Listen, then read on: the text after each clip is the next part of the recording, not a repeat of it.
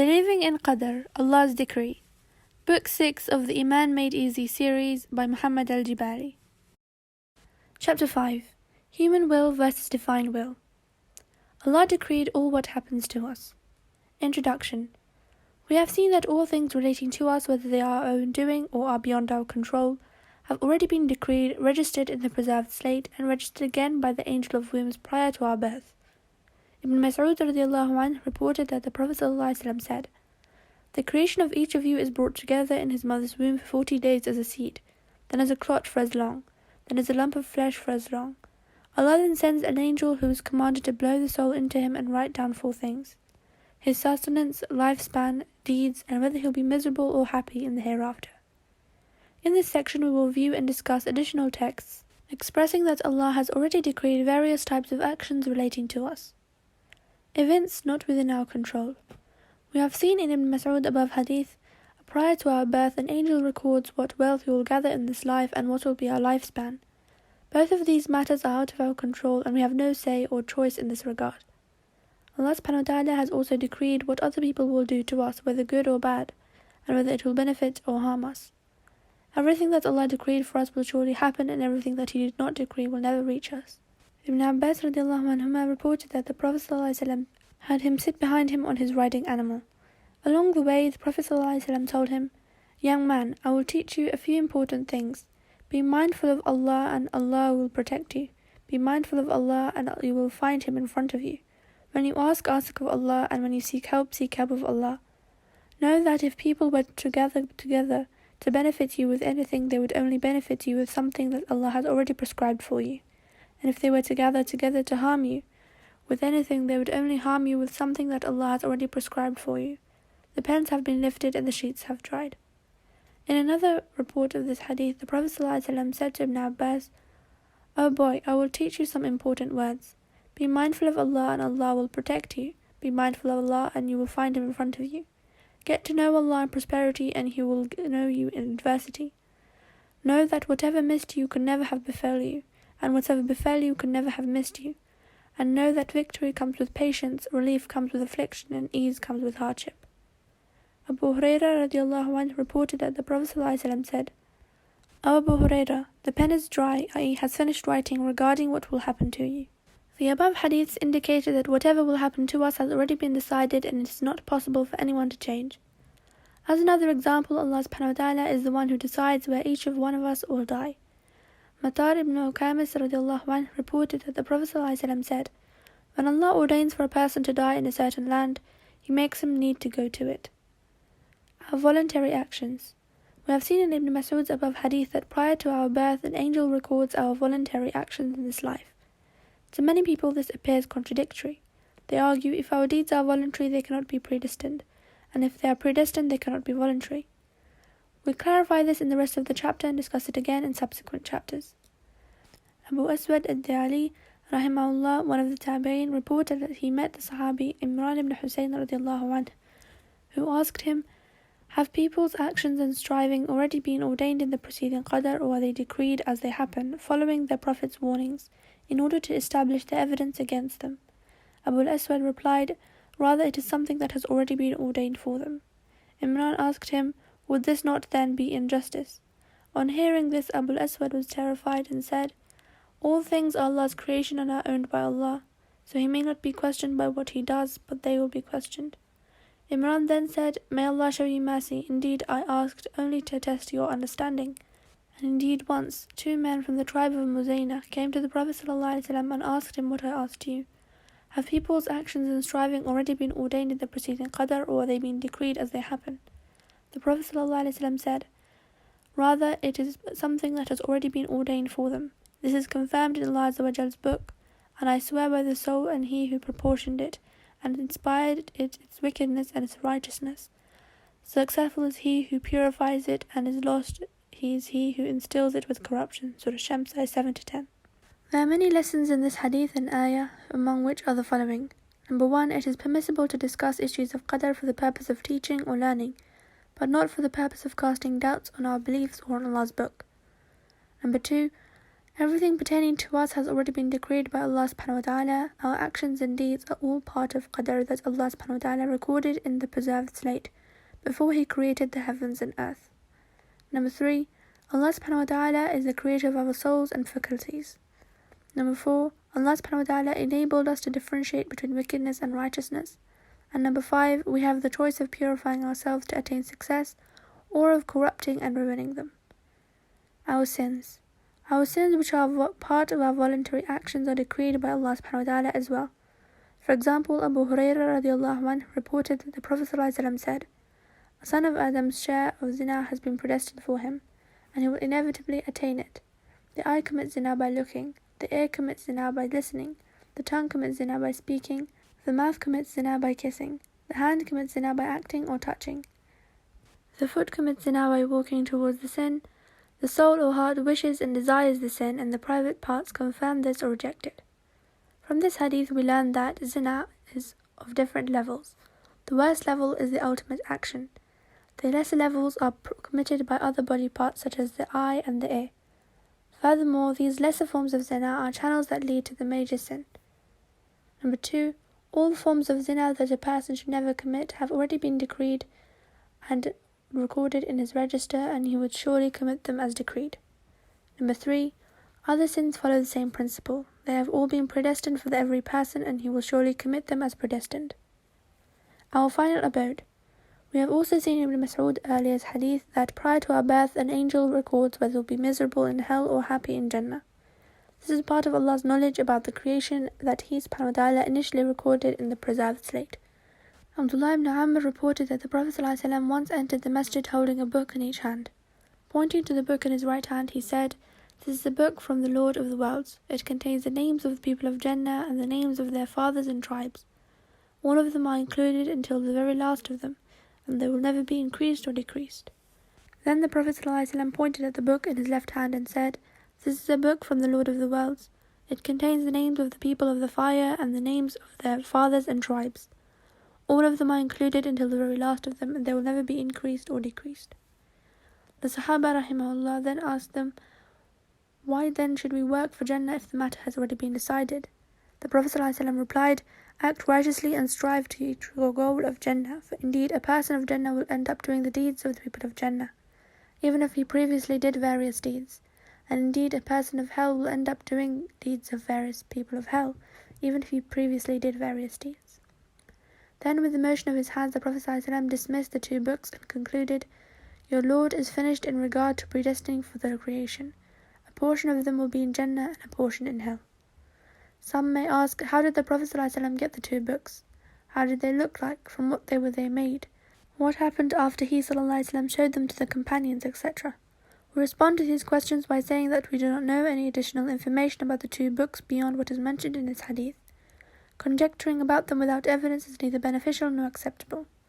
A similar meaning to this hadith is reported by Aisha radiallahu anha, and the Prophet ﷺ said, "Indeed Allah created the dwellers of Jannah and He designated for it while they were still in their forefathers' backbones. And He created the dwellers of the fire and designated them for it while they were still in their forefathers' backbones." Also, Abdullah ibn Mas'ud radiallahu anhu reported that the Prophet ﷺ said, "A truly miserable person is he who has been decreed miserable from the time when he is in his mother's wombs, and a truly happy person is he who takes lesson from the mistakes of others." And Ibn Mas'ud radiallahu anhu reported that the Prophet ﷺ said, "Allah subhanahu wa ta'ala created Yahya ibn Zakaria a believer while he was in his mother's womb, and He created Pharaoh a disbeliever even while he was in his mother's womb." Allah's forceful and optional wills. Two meanings for will. Allah's will and some other synonymous terms are used in the Quran and Sunnah to two different senses. In one case they refer to Allah's forceful will that must prevail. For example, Allah subhanahu wa ta'ala says, "Indeed when He wills a thing, His command is only to say be, and it is." Surah Yasin, ayah 82. In another case they refer to what Allah subhanahu wa ta'ala commands for us to do. For example, Allah subhanahu wa ta'ala says, "Allah intends for you ease and does not intend for you hardship." Surah Baqarah, ayah 185. Obviously, even though Allah intends ease for us, we may choose difficulty for ourselves. Can we violate Allah's will? An important source of confusion for some people is mixing between these two cases. They argue, if Allah is capable of doing everything that He wills, why then, when He wills for us to do something, we sometimes do not do it, thereby breaking His will? Likewise, if Allah subhanahu wa ta'ala hates disbelief and sinning, why does He allow them to happen among His creation?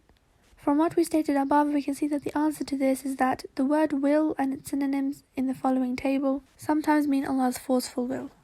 This type is usually described by the ulama as the Qadari forceful will, or the Kawni creational will, because it pertains to what Allah wills to be, i.e. what He creates, regardless of what He loves or hates it. Number 2, in other instances the word will and its synonyms mean a command or recommendation from Allah to us, leaving us a choice to obey or reject. This type is usually described by the ulama as the Shar'i or legislative will, because it pertains to what Allah ordains as a religious obligation that He loves, regardless of whether He makes it happen or not. Number 3, if we disobey or reject a command or recommendation from Allah subhanahu wa ta'ala, this does not mean that we broke Allah's will. Rather, it means that Allah subhanahu wa ta'ala willed for us to do so, which is then in agreement with His overlaying plan and wisdom. Number 4, Allah subhanahu wa ta'ala wills the existence of certain things that He does not love. On the other hand, He does not will the existence of certain things that He loves.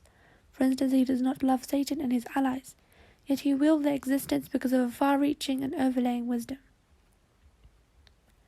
On the other hand, He loves for the disbelievers to accept faith, but He does not will it to be. This is explained further in the rest of this section. Optional status versus forceful status. The following table presents terms that are sometimes used in the Quran to refer to Allah's optional legislation. Other times they refer to His forceful creation. Term decree. Optional status, Allah decrees the laws that we either obey or reject. Forceful status, Allah decrees everything in His creation. Rule, Allah rules, i.e. legislates for us. Allah's rule passes over the creation. Prescription, Allah prescribes the laws for us. Allah prescribed all that happens in His creation. Will or intention, Allah intends ease for us if we obey Him. Everything happens as Allah wills. Love and acceptance, Allah loves good deeds and accepts them. Allah loves good, so He creates it. Hate, Allah hates sins and the sinful. Allah hates absolute evil, so He does not create it. Command, permission, Allah commands and permits us to do good. Allah creates things by His command and permission. Prohibition, Allah prohibits sinning. Allah prohibits what He does not want to happen. Giving, Allah gives us His teachings that we either obey or reject. Allah gives of His favours to whomever He wills. We should note the following. Number 1, items in the optional status column simply mean that Allah subhanahu wa ta'ala is the only true legislator, i.e. the one who makes the laws and issues the commands. Number 2, items in the forceful status column simply mean that Allah subhanahu wa ta'ala is the only creator. Number 3, most confusion regarding Qadar arises from mixing between the two meanings. Number 4, in one extreme some people apply the forceful status to both of Allah's creation and legislation. This amounts to A. Denying that Allah is the legislator who must be fully obeyed. B. Claiming that people have no will or choice. Number 5, in the other extreme, some people apply the optional status to both of Allah's creation and legislation. This amounts to A. Denying that Allah is the only creator. B. Claim that Allah has no say whatsoever in regard to what we do. Number 6, the correct Islamic belief is the middle path between these two extremes. We discussed this further in chapter 6. Why does Allah permit what He hates? Allah subhanahu wa ta'ala commands people to do a certain thing. He gives them the choice of either obeying or disobeying Him. Since Allah's command reflects something that Allah loves, some people object by saying when Allah subhanahu wa ta'ala commands us to do something that He loves, He should force us to do it. Furthermore, He should not will or create something that He does not accept or love.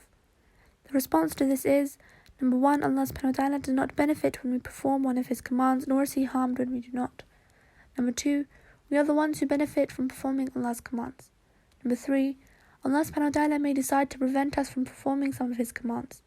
When He does, the prevention may harm us, but it will surely have a more important overall benefit and wisdom. Number 4, there are things such as belief, good manners, and so on that Allah loves, wills, and creates because they are in themselves good. Number 5, on the other hand, there are things that Allah subhanahu wa ta'ala does not love in themselves, but He approves their indirect outcome. Therefore, He wills and creates them because they are of the indirect benefit that results from them. For example, if the believers violate some of Allah subhanahu wa ta'ala's commands, He may punish them with a defeat from his enemies. Even though he loves for the believers to win and for his enemies to lose, there may be a greater overall benefit to the religion and to the believers in their defeat. In this case, the believer's well-being is directly beloved to Allah. Their defeat is hated by Him, but He approves its direct outcome because it leads to a greater benefit for the believers. We have discussed the example in detail in the last chapter. The following table summarizes the above discussion. Good deeds, Allah loves them. Bad deeds, Allah hates them. Forceful will, Allah creates either type as His wisdom dictates. Submitting to Allah's decree. As true believers, we must love what Allah subhanahu wa ta'ala loves and hate what He hates. Therefore, we see from the above discussion that we must hate evil and try our best to change it. At the same time, however, we should accept it as being decreed by Allah subhanahu wa ta'ala for a definite wisdom. Our attitude toward an event decreed by Allah therefore should have two intertwined aspects. A. Being Allah subhanahu wa ta'ala's decree and creation, we should accept it with full satisfaction. B. Being part of the natural or human phenomena, we should apply the religious guidelines to know whether to like it or oppose it. For example, if a person disbelieves in Allah, we may accept the fact that Allah decreed this for a wisdom that we may or may not know. At the same time, we hate and oppose this act of disbelief and ingratitude from the person who committed it. Similarly, when a murder is committed, we accept it because Allah decreed it and willed it, and made it a means of terminating a person's life. At the same time, we hate and oppose it for being willfully committed by the murderer, causing harm and damage to human life and safety. Our will and choice. We have a free will to act. Allah subhanahu wa ta'ala gave us a free will to choose and act. Based on this will, He will judge us on Resurrection Day. Allah subhanahu wa ta'ala says, "Whoever then so wills may follow a path to his Lord." Surah Insan, ayah 29. And He subhanahu wa ta'ala says, "This reminder is for everyone among you who wills to be upright upon Islam." Surah Takwir, ayah 28. A person normally performs a deed by first willing it and then executing his will. He does not feel compelled by a sudden force to act or refrain. Thus we find in the Quran and Sunnah that a person's act of obedience and disobedience are considered his own doing. He is praised and rewarded for his righteous deeds and is blamed and punished for his evil deeds. For example, Allah subhanahu wa ta'ala says, "By time, humans are surely in loss, except for those who believe, do righteous deeds, and mutually enjoin truth and patience." Surah Asr, ayah 1-3. Here Allah describes the believers as actual doers of good deeds. This is further confirmed by common sense and experience. Allah's will encompasses ours. We have seen that we have a free will to choose and act. At the same time, we must realize that Allah subhanahu wa ta'ala is the owner and controller of the creation and nothing can take place in His dominion against His will. Therefore, Allah's will surrounds and encompasses our will, making our will subject to Allah's Lord's Azza wa Jal. Allah subhanahu wa ta'ala refers to both wills in the following. Whoever then so wills may follow the path to his Lord, but you cannot will it unless Allah subhanahu wa ta'ala wills. Indeed, Allah is ever knowing and wise. Surah Insan, ayah 29-30. This ayah indicates that a person's guidance is subject to Allah's will. Similarly, Allah subhanahu wa ta'ala says, "This reminder is for everyone among you who wills to be upright upon Islam, but you cannot will it unless Allah, the Lord of the creation, so wills." Surah Takwir, ayah 28-29. And Allah subhanahu wa ta'ala says, "And had your Lord so willed, entirely all those on earth would surely have believed." Surah Yunus, ayah 99. The will of Allah also encompasses a person's choice of misguidance. For example, Allah subhanahu wa ta'ala says, "If Allah had so willed, they would not have joined partners with Him." Surah An'am, ayah 107. This and the previous ayah indicate that, had Allah so willed, He could have removed the people's choice and forced them all to be believers. However, His wisdom has decreed to maintain their choice of belief and action.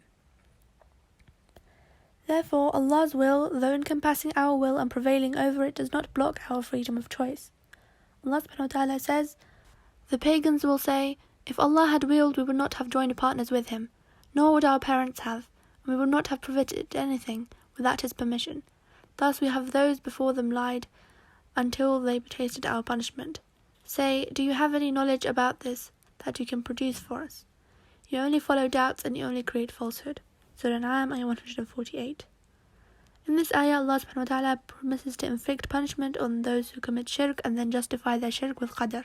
This clearly shows that Qadar is not an acceptable justification in this case. Even though there is a common wording between this and the previous ayah, Surah An'am, ayah 107, there is an obvious difference in the meaning.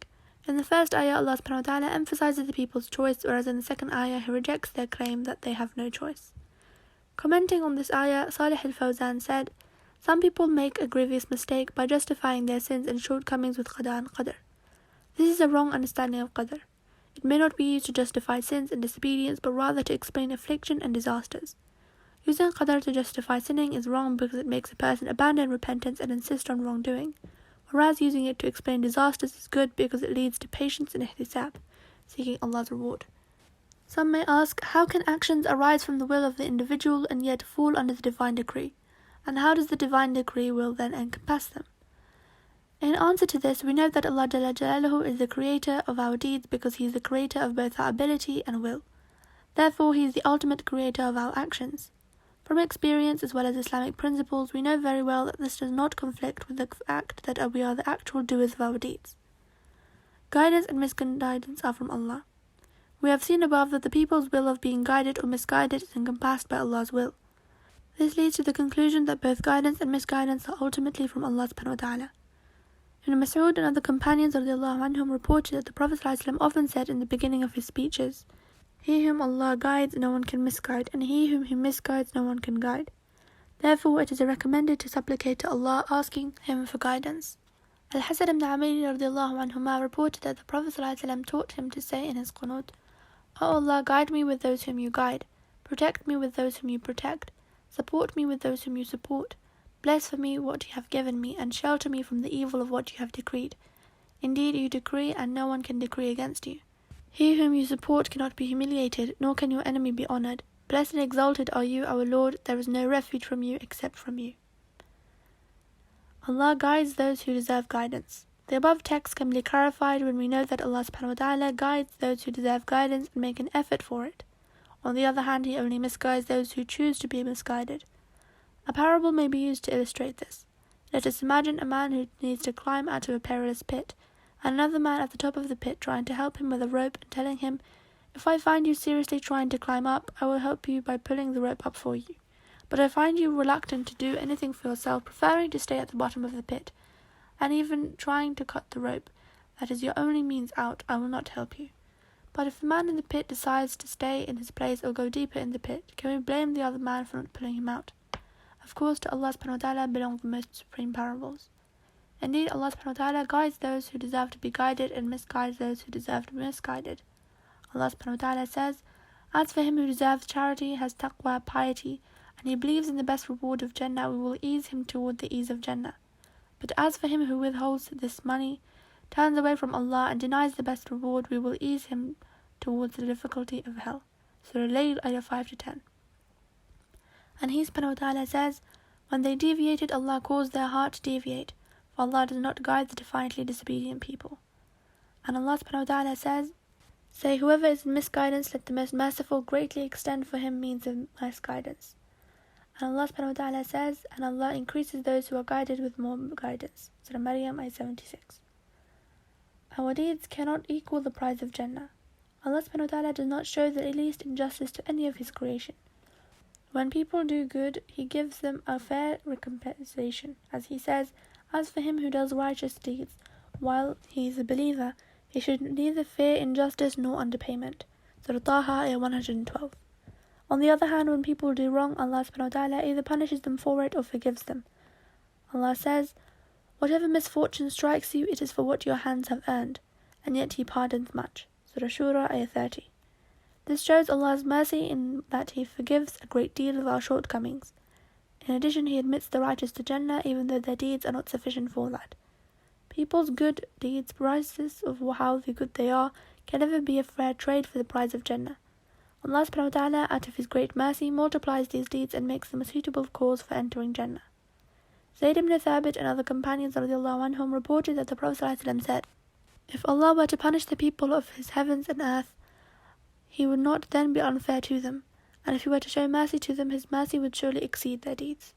Abu Hurairah radiallahu anhu reported that the Prophet ﷺ said, "None among you will be saved on Judgment Day merely by his deeds." Some of the Sahaba were surprised to hear this, so they asked, "Not even you, O Allah's Messenger?" He replied, "Not even I, unless Allah would engulf me with His mercy and favour." Similarly, Abu Hurairah radiallahu anhu reported that the Prophet ﷺ said, "If Allah would condemn me and Isa for our sins, He would punish us, and would not then be unjust to us in the least." Allah subhanahu wa ta'ala is most great and sublime, and His favours upon us are so countless that He deserves from us total obedience, constant remembrance, and perpetual gratitude. But no human can maintain this without slacking. Therefore, no person's deeds can be sufficient to save him from hell and admit him to Jannah. If Allah subhanahu wa ta'ala were to treat us only by His justice, He would then punish us all without being unfair to us. However, Allah subhanahu wa ta'ala decides to treat us with His mercy and favours, granting forgiveness to those who repent from their sins. The above discussion makes it possible to understand the meaning of the following two ayat. If good comes to them, they say, "This is from Allah," and if evil befalls them, they say, "This is from you, O Muhammad." Say, all things are from Allah. So what is the matter with those people who can hardly understand any statement? What comes to you of good is from Allah, but what comes to you of evil is from yourself.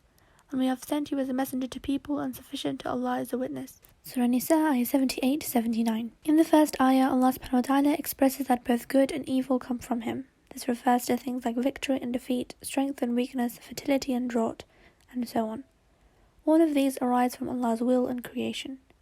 In the second ayah, good refers to Allah subhanahu wa ta'ala's favours upon us, whereas evil refers to the evil outcome of our sins, which we have discussed above. We are only responsible for what we can do. It is impossible that Allah subhanahu wa ta'ala would require from us acts that we cannot do and then punish us for our failure. This would contradict His justice and mercy. Rather, Allah subhanahu wa ta'ala only holds us accountable for things that are within our capability. Allah subhanahu wa ta'ala says, Allah does not burden a person beyond his capacity. Surah Baqarah 286. Religious obligations are meant to facilitate rather than complicate our life.